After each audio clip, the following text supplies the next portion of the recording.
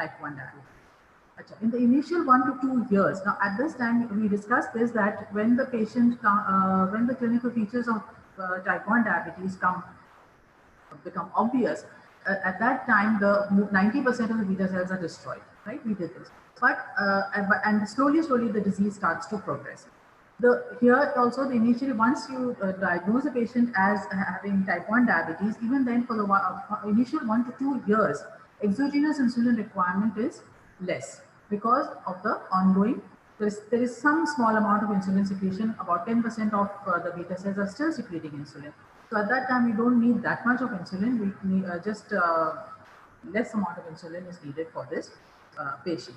But then when whatever residual beta cell reserve is exhausted, then the insulin requirements increase dramatically. Okay?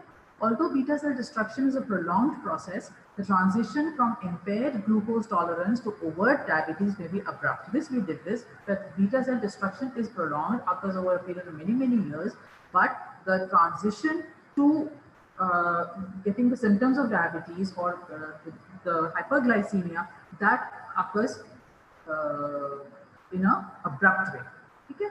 And is often brought about by an event. Sometimes there is infection or any other thing in which insulin requirement or any stress in which insulin requirements increase. At that time, the patient comes into full-blown type 1 diabetes. The classical triad: polyuria, polydipsia, and polyphagia. When severe, there is diabetic ketoacidosis. Now, since insulin is a major anabolic hormone, deficiency results in a catabolic state that affects glucose, fat, and protein metabolism. We discussed that insulin is the most potent anabolic hormone known. It causes glycogen synthesis, lipid synthesis, fat synthesis. When this hormone is not there, it results in a catabolic state that affects glucose, fat, and protein metabolism. These are the clinical features: classical cardinal symptoms of diabetes, polyuria, polydipsia, polyphagia. Now, how these three occurs? Why do you get all this? So, hyperglycemia exceeds the renal threshold for reabsorption. When the hyperglycemia occurs, that large amount of glucose has to be reabsorbed from the renal tubules. When the reabsorption, there's a large amount of glucose, there is severe hyperglycemia, the renal threshold for glucose reabsorption cannot occur, and glucose starts being excreted in the urine. When glucose starts being secreted in the urine, it carries the water along with it, and there is an osmotic diuresis, and this causes the polyuria, right? Loss of water, loss of electrolytes, right? Now, due to the polyuria, loss of water, and already there is hyperosmolarity due to glucose. Again, there is loss of water, so more hyperosmolarity in the body. So it causes increased levels of glucose in the blood, and due to hyperosmolarity of the blood.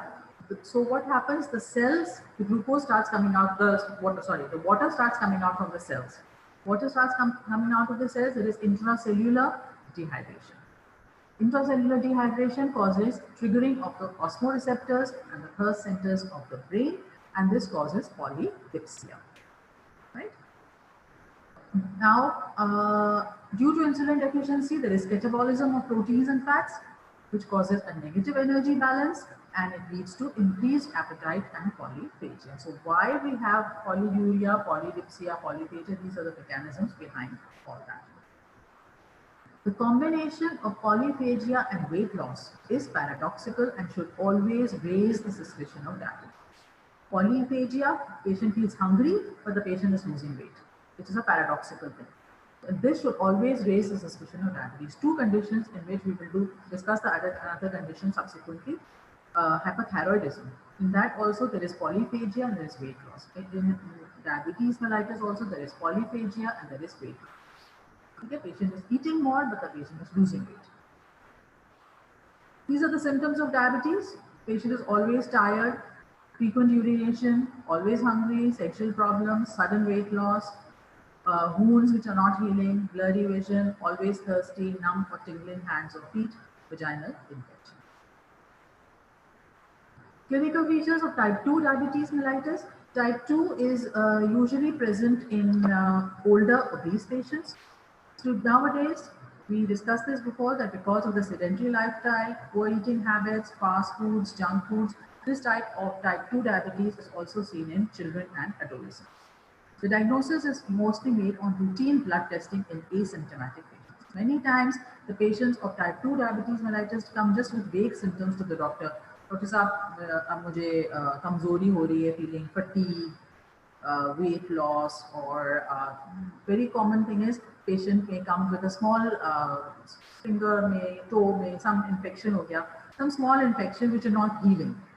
So this is a very common symptom of diabetes. So as such, you don't find out, but and sometimes they just come to you with weight loss, fatigue, tiredness, breathlessness, this type of things, and it's there. And in Pakistan, especially in the US, even in Pakistan, it's diabetes is very endemic.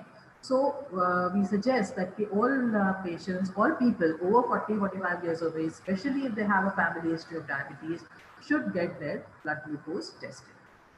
Again, many times the diagnosis is made on routine blood testing. Nowadays, patient goes to the doctor for any reason. Most of the time, the doctor does a glucose test. Now, in this type of diabetes, type 2, the patient does secrete some insulin, so unrestricted hepatic fatty acid oxidation is inhibited and ketone bodies do not form.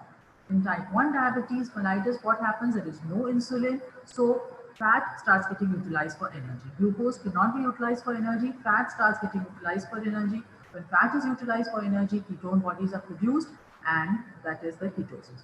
In type 2 diabetes, there is some insulin present in the body, so unrestricted hepatic fatty acid oxidation is not there, and most of the time ketone bodies do not form. Now, acute complications of diabetes, diabetic ketoacidosis, it is a severe complication of type 1 diabetes mellitus. Rarely it can occur in type 2, most of the time it does not. Then hyperosmolar hyperosmotic syndrome. This in your book they have written the name of hyperosmolar hyperosmotic syndrome. What we used to study is hyperosmolar non-ketotic state or hyperosmolar non-ketotic coma. Okay? So here it is hyperosmolarity and non-ketotic. This is a severe complication of type 2 diabetes mellitus and hypoglycemia. Hypoglycemia is a very common complication of both the types of diabetes. Diabetic ketoacidosis, there is a serious complication mostly of type 1 diabetes mellitus. There is marked insulin deficiency. Most common precipitating factor is failure to take insulin, also stress and certain drugs. Type 1 diabetics, they are taking the insulin, someday they may forget to take the insulin, or the insulin requirement is increased in case of stress, in case of some infection, some drugs. They require more insulin, they are taking the usual dose. So they may develop diabetic ketoacidosis, or they may forget to take their dose, so they can develop it. The release of epinephrine causes increased glucagon secretion. There is decreased peripheral utilization of glucose with increased gluconeogenesis, severely exacerbating the hyperglycemia. Now, the glucose is not there. Glucose is not entering into the cells to form glycogen. Glycogen, the body needs glucose, so the glucose is formed by gluconeogenesis. So more glucose, already there's hyperglycemia, and the body as a response is making more glucose, so there is exacerbation of the hyperglycemia. The plasma glucose levels may be in the range of 250 to 600 milligram per dl. Hyperglycemia causes the osmotic diuresis and dehydration characteristic of the ketoacidotic state. The three keto acids which are produced, beta hydroxybutyric acid, acetoacetic acid, and acetone. There are three ketone bodies which are produced in this case. Okay?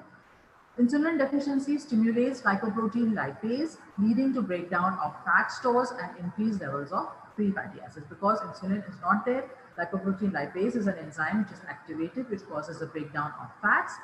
This fat breakdown causes the formation of free fatty acids, and so increased free fatty acids in the blood. In the liver, the free fatty acids are esterified to fatty acyl coenzyme A, which produces ketone bodies.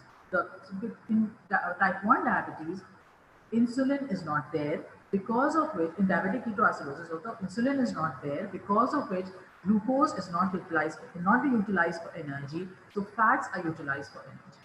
Okay? Fats are utilized. Free fatty acids, lipoprotein lipase, acts on the fats to reduce free fatty acids. Free fatty acids are converted to fatty acyl CoA, and that is converted to the ketone bodies. Acetoacetic acid, beta hydroxybutyric acid, and acetone. When this is ketonemia, right? And if the excess ketones in the blood, so the ketones start being excreted in the urine. So we get ketonemia and ketonuria, right? If the urinary excretion of ketones is compromised by dehydration, supposing the patient, because we discussed the dehydration does occur in this. So if there is dehydration, so less ketones are being excreted. So when the less ketones are being excreted, these ketones accumulate in the body, and because they are acidic in nature, they cause metabolic ketoacidosis. If you remember your ABGs, when we discussed the ABGs, the one of the very common causes, one of the very important causes of high anion gap metabolic acidosis was diabetic ketoacidosis. Okay, so ketone bodies are produced. These three ketone bodies, two have been written in your book: acetoacetic acid and beta hydroxybutyric acid. These are the ketone bodies which are measured in your blood. Acetone is a volatile substance that is excreted in the breath. So the typical Kussmaul's breathing, because there is a typical smell of diabetic ketoacidosis, fruity smell comes out from their breath, and this is because of the acetone. So acetone cannot be measured in the blood. Acetone can be measured by a breath test. Okay? Clinical manifestations of DKA: there is fatigue, nausea, vomiting, severe abdominal pain. The characteristic fruity or odor is because of the acetone. Deep labored breathing, because the body is trying to remove the excess of acid. Loss of, we are trying to remove the carbon dioxide, right? And because of this, there is deep labored breathing, and this is called Kussmaul's breathing. This is typical of ketoacidosis. Persistence of the ketotic state eventually leads to depression and cerebral consciousness, and coma. Reversal of ketoacidosis requires administration of insulin, correction of metabolic acidosis, treatment of the underlying precipitating factors, example, infection. Okay, so you have to give the patient insulin, you have to correct the metabolic acidosis, and you have to some underlying factor, some infection, something is there, you have to treat that. Now we come to hyperosmolar hyperosmotic syndrome. This is developed in or hyperosmolar non-ketotic state, which we call it. Type 2 diabetes can develop this.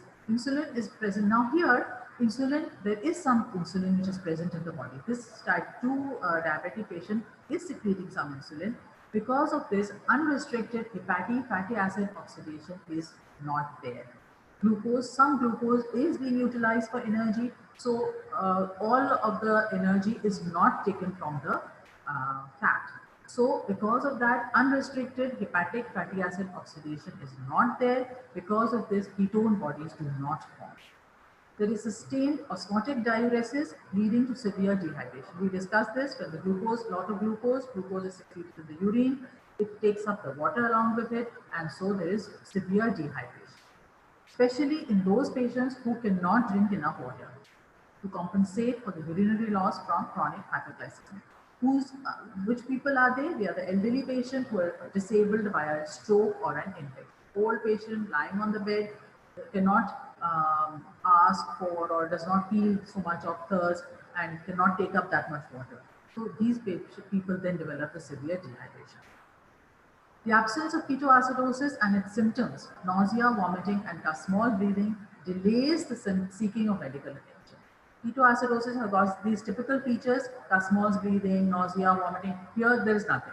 So there is the patient does not realize, or the attendants do not realize that the patient is going in severe dehydration until coma occurs. And in this case, the hyperglycemia is usually more severe, about 600 to 1200 milligram per year. So hyperosmolar coma is more severe hyperglycemia as compared to DKA. DKA was 250 to 600 milligram per year, whereas in case of hyperosmolar hyperosmotic syndrome, the hyperglycemia is 600 to 1200 milligram per year. Now, hypoglycemia, very common cause of, very common acute complication of diabetes in both of the type of diabetes. Usually as a result, having missed a meal, patient is not hungry, didn't eat food, took the usual dose of insulin or took the usual insulin tablet, or some excessive physical exertion occurred, increased insulin administration during the phase of dose finding for anti-diabetic agents. We are looking for the dose, and at that time you can have a little larger dose than necessary, and the patient can go in hypoglycemia. Also, this is seen in case of can be sometimes. This is seen the patient may have use double the insulin dose. Forgets कि मैंने insulin लिया था या नहीं लिया था, चलो ले लेते हैं. So the patient can have double the insulin dose. So in this case, what is important is that we'll discuss this. Signs and symptoms: dizziness, confusion, sweating, palpitations, tachycardia, loss of consciousness. So we discussed about C-peptide last time, if you remember. In this case, hypoglycemia, in patients who come to the hospital with hypoglycemia, you can measure their insulin and the C-peptide levels also. So why? Because it gives us a clue. If the patient is taking exogenous insulin injection from outside, the C-peptide level, the insulin levels of that patient will be raised, but the C-peptide levels will not be raised. Because the injectable insulin, the exogenous insulin, there is no C-peptide in the body, right? So if you measure the C-peptide, you find out if there is patient has taken exogenous insulin, or if the patient has got an insulinoma, for example, tumor of the pancreatic cells producing a large amount of insulin, then the C-peptide will be high. So to differentiate between these two, that whether the patient is producing that much insulin or the patient has exogenously administered the insulin, you can measure the C-peptide levels. Yeah, because here sometimes this is used in case of for suicidal purposes or for murder purposes, homicidal purposes. Also, people do that they give excessive insulin to the patient, and the patient goes in hypoglycemia and dies. So at that time, you have, when you do the C-peptide, you find out whether it is due to exogenous insulin or whether it is due to endogenous insulin. Okay? Reversal of hypoglycemia through oral or IV glucose prevents the onset of permanent neurological damage. Now, this patient, when the patient is in hypoglycemia, the patient will be maybe loss of unconscious. You take the patient to the hospital and on a stretcher. There, large doses of glucose are given to the patient, and the patient, I have seen this, patient goes home walking within hours. So this is a very preventable and very easy way of improving the patient's outcome. Now, the chronic complications of diabetes, there are two types of chronic complications. There are macrovascular diseases and there are microvascular diseases. Macrovascular diseases means the lesions involving the large and the medium-sized arteries, and because of damage to the large and medium-sized arteries, there is accelerated atherosclerosis, and because of this, increased risk of myocardial infarction, stroke, and peripheral gangrene.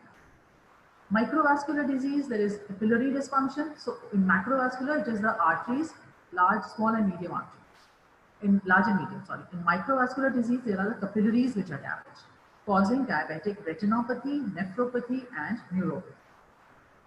The pathogenesis of the long-term complications of diabetes is multifactorial, although persistent hyperglycemia seems to be the key mediator. It is mainly the persistent hyperglycemia which causes this. Assessment of glycemic control is based on the percentage of glycated hemoglobin. We discussed this yesterday, the day before yesterday, about glycated hemoglobin. Glucose, we discussed this, glucose attaches to the RBC.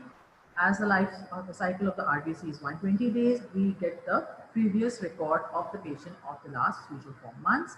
And it is recommended that HbA1c should be maintained below 7% in diabetic patients. For normal patients, it is 5.7 glucose HbA1c, but for a diabetic patient, you should maintain the glucose below 7. Hyperglycemia is not the only factor responsible for the long-term complications of diabetes. Many of these patients, because along with the hyperglycemia, they have insulin resistance, and comorbidities like obesity also are there. Now, for the pathogenesis of the complications, there are 4 distinct metabolic pathways, and which cause the harmful effects of the hyperglycemia. And there is, in each of the proposed mechanisms, there is increased glucose flux through various intracellular metabolic pathways, and it causes the formation of harmful precursors that contribute to end organ damage. Because of the hyperglycemia, certain pathways of the blood cells are destroyed, and it causes harmful precursors are produced, and they cause end organ damage. What are the 4 things which can be there? The formation of advanced glycation end products, which are called AGEs, activation of protein kinase C, oxidative stress and disturbances in the polyol pathways, hexosamine pathways, and generation of fructose 6-phosphate. Formation of AGEs. AGEs are formed as a result of non-enzymatic reactions between intracellular glucose-derived dicarbonyl precursors with the amino groups of both intracellular and extracellular proteins. In short, the glucose, when HbA1c, we discussed that glucose attaches to the RBC. In this case, glucose attaches to the amino groups, to the proteins. Okay? And both the intracellular as well as the extracellular. The natural rate of AGE formation is greatly accelerated in the presence of hyperglycemia. Those people who do not have diabetes, even then, small amount of glucose is attached to the proteins. AGEs are produced, but patients who are hyperglycemic, the rate of AGE formation is greatly increased. AGE binds to specific receptors, which is called RAGE, and which is expressed on the inflammatory cells, endothelium, and vascular smooth muscle. And because of this AGE attaching to the AGE receptor, there is release of cytokines and growth factors, including the transforming growth factor beta, TGF-beta, vascular endothelial growth factor, VEGF, and implicated in diabetic retinopathy. These 2 factors, they cause diabetic retinopathy. Then there can be generation of reactive oxygen species. There can be increased procoagulant activity. Increased coagulation causes thrombosis, proliferation of vascular muscle cells, and extracellular matrix. Activation of protein kinase C. Intracellular hyperglycemia stimulates the synthesis of diacylglycerol from glycolytic intermediates and causes activation of protein kinase C. PKC activation causes the production of VEGF, again, TGF-beta, and there is another one which is procoagulant protein plasminogen activator inhibitor 1. And all of these factors are implicated in the neovascularization characterizing diabetic retinopathy. All these factors which are produced, they cause diabetic retinopathy. Then oxidative stress and disturbance in the polyol pathways. In some tissues that do not require insulin for glucose transport, that is nerves, lenses, kidneys, and blood vessels, persistent extracellular hyperglycemia leads to increase in intracellular glucose.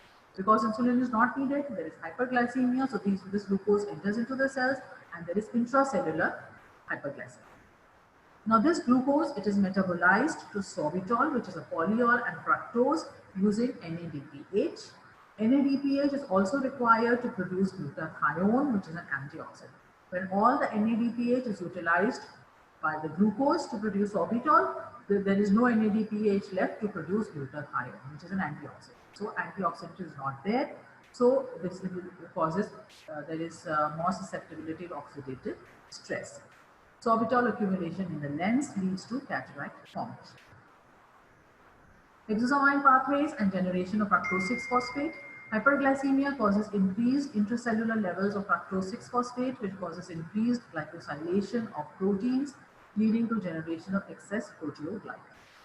This causes increased TGF-beta or PAI1, which is exacerbates the end organ damage. So all of these pathways, mainly these 3, VEGF, TGF-beta, and PAI1, these are the 3 things which are mostly produced, and they cause the end organ damage. Clinical features of the long-term effects of diabetes.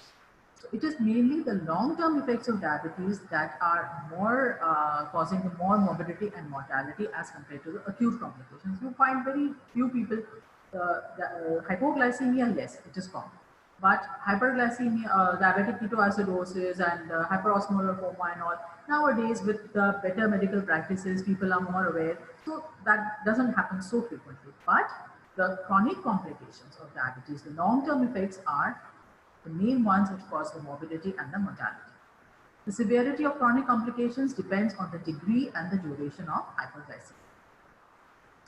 Macrovascular complications, there can be myocardial infarction, renal vascular insufficiency, and cerebrovascular accident. Most common cause of mortality in long-standing diabetes. Very common, patients with myocardial infarction, they have strokes, they have peripheral gangrene. Okay? And many of these people, diabetics, you must have noticed, I'm sure that many of you will have parents or grandparents having diabetes. So many of these people with diabetics, they have associated factors also along with the diabetes, which are hypertension. Most of them diabetes have hypertension, and this aggravates the endothelial dysfunction and the atherosclerosis also. Then many of these patients have dyslipidemia, the lipid levels are abnormal, increased triglycerides, LDL, reduced HDL, and all of these increase the formation of the atherosclerotic plaques. And also insulin resistance is believed to contribute to the diabetic dyslipidemia. Patients have got insulin resistance and this causes the dyslipidemia.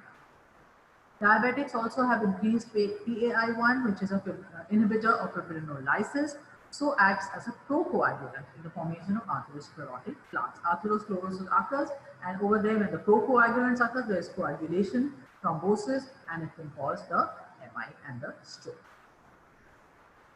Microvascular changes, diabetic microangiopathy, one of the most consistent morphological features is diffuse thickening of the basement membrane. The capillaries, they are affecting the capillaries now. There is diffuse thickening of the basement membranes of the capillaries, and they cause the microvascular changes. And the three most important microvascular complications of diabetes are diabetic nephropathy, diabetic retinopathy, and diabetic neuropathy. Diabetic nephropathy is the leading cause of end-stage renal disease, ESRD, in the US. Type 1 diabetics also develop renal problems. About 80 to 90% of type 1 diabetics will develop nephropathy. About 20 to 30, 40% of type 2 diabetics will also develop diabetic nephropathy. Okay, renal disease is caused in both types of diabetes. But the progression to end-stage renal disease is more seen in case of type 1 diabetics as compared to type 2 diabetics. Okay. Now, the earliest manifestation, how do you find out that the patient has got diabetic renal damage is you test the patient for urine microalbumin.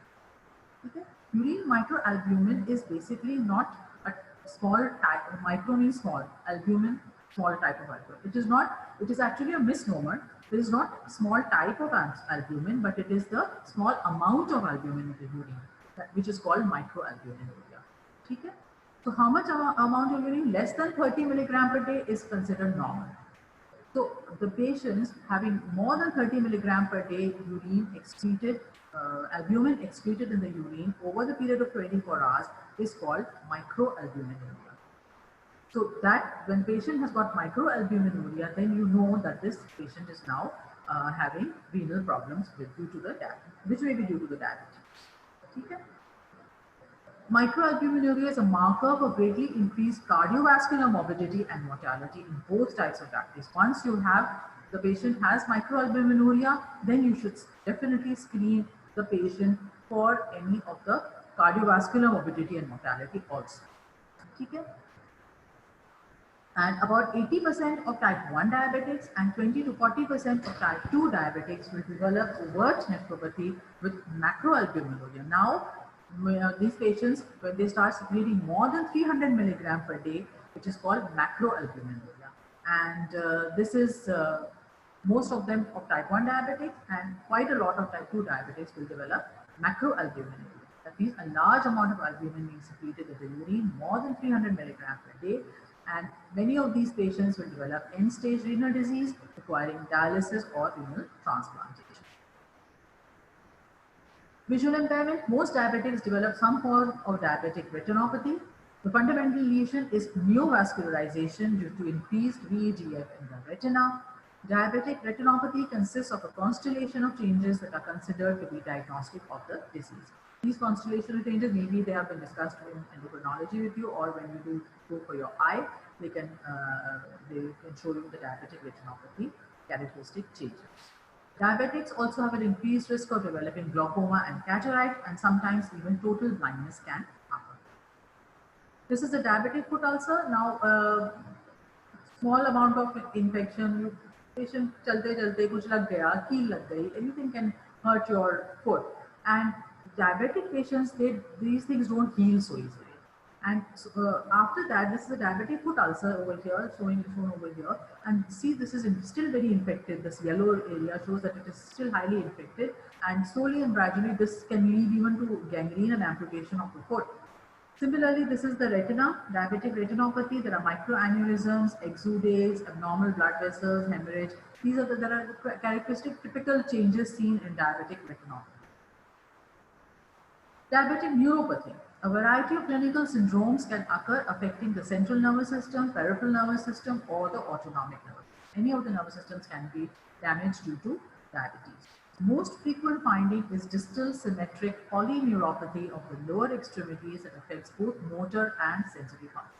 Most commonly in the foot, diabetic foot, which we call it. The patient has sensory loss, motor loss in both the legs. Now, later, there can be upper extremity can also be involved, and this is called a glove and stocking pattern of polyneuropathy. Autonomic neuropathy may cause disturbed bowel and bladder function. Sometimes sexual impotence can also occur. Diabetic mononeuropathy, when one nerve is damaged due to diabetes, may manifest as sudden foot drop, wrist drop, or isolated cranial nerve palsy. Also, susceptibility to infections. Diabetics may develop infections of the skin. Very common that a patient comes to you, does not know that he is diabetic, and he has got a small infection in his finger, which is not healing. Or the patient may know that he is diabetic, even then the infections are not healing. And they are susceptible to developing tuberculosis, pneumonia, pyelonephritis. A trivial infection in a toe of a patient with diabetic neuropathy may be the first event in a long line of complications. Now the vessels are also destroyed. In the blood vessels of supporting the foot, the patient has got diabetic neuropathy and the macrovascular changes also. So the patient doesn't have any sensation, there is loss of motor function, there is loss of sensory function, there is lack of blood supply to the foot, and small infection occurring in the foot, the patient can have gangrene, bacteremia, pneumonia, and patient can ultimately die because of it. This is a diabetic foot. This is gangrene of the foot, and this patient must be needing an amputation of the foot or maybe even the leg. These are the complications. Macrovascular complications, coronary artery and cerebral vascular disease, microvascular complications, retinopathy, nephropathy, and neuropathy. Now, one thing which has not been discussed, which is not there in your book, and I wanted to discuss this with you, is the metabolic syndrome. What is metabolic syndrome basically? I don't know if you have heard of this. In this disease, abdominal obesity and insulin resistance are accompanied by a constellation of risk factors for cardiovascular disease like abnormal lipid profile. There are certain criteria for this disease, and if the patient meets, there are 5 criteria basically. If the patient has any of the 3 criteria of this disease, the patient is said to have metabolic syndrome. And these patients are more likely to develop abnormal lipid profile. Abnormal lipid profile, it is part of this thing, but they have more chance of risk of developing cardiovascular disease. How do you diagnose metabolic syndrome? At least 3 of these 5 criteria must be met. 5 criteria. First is fasting glucose to at least 110 milligram per dl. Okay, fasting glucose greater than 110 milligram per dl.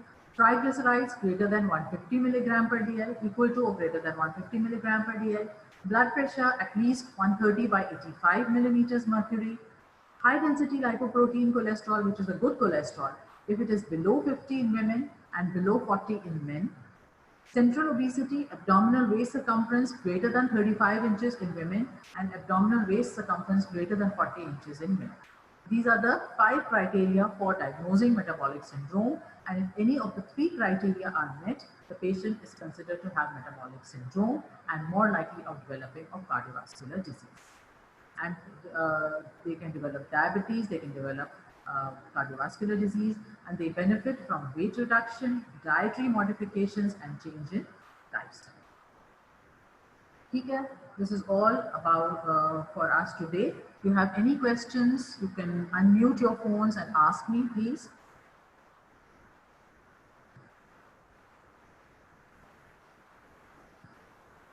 Okay, no